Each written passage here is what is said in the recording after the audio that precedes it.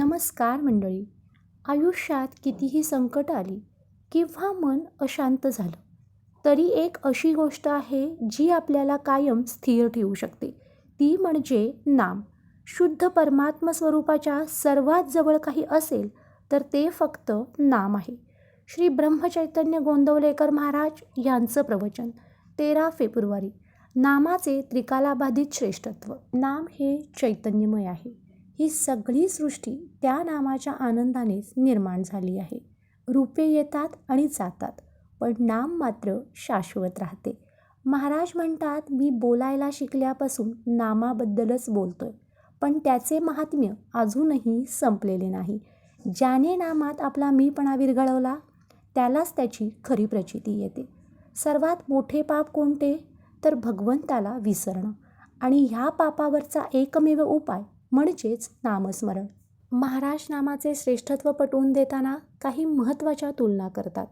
वेदांच्या अभ्यासासाठी वेळ, श्रम आणि अधिकार लागतो, पण नाम घ्यायला श्रमाची गरज नाही आणि त्याचा अधिकार प्रत्येकाला आहे. अगदी वेदांची सुरुवातही ओम या नामानेच होते. आपण पंढरपूरला का जातो? तर नामाची गोडी लागावी म्हणून.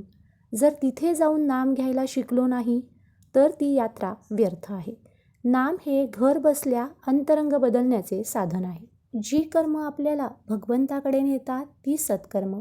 इतर कर्म आपल्याला आडवळणाने देवाकडे नेतील, पण नाम हा असा राजमार्ग आहे जो थेट भगवंतापर्यंत पोहोचवतो.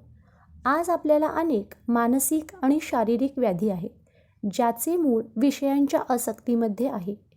नाम घेतल्याने ही आसक्ती सुटते आणि भगवंतावर प्रेम जडते. जिथे साक्षात आनंदरूप भगवंत असतो तिथे दुःख टिकूच शकत नाही. शेवटी महाराज कळकळीने सांगतात, प्रत्येक मनुष्याने भगवंताचे नाम घ्यावे, त्याचे ध्यान करावे आणि आपल्या जन्माचे सार्थक करावे. मग तुम्ही आजपासून कोणत्या नामाचा जप सुरू करणार आहात? कमेंट्समध्ये नक्की सांगा आणि लिहायला विसरू नका. श्रीराम जय राम जय जय राम. व्हिडिओ आवडल्यास व्हिडिओला लाईक करा, शेअर करा हा व्हिडिओ तुमच्या मित्रपरिवारासोबत.